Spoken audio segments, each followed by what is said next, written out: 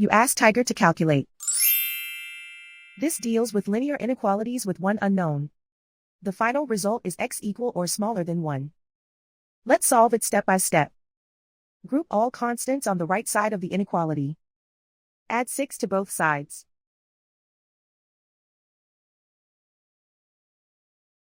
Simplify the arithmetic.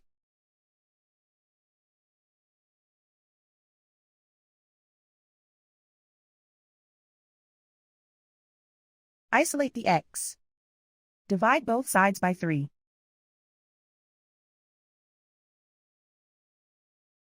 Simplify the fraction.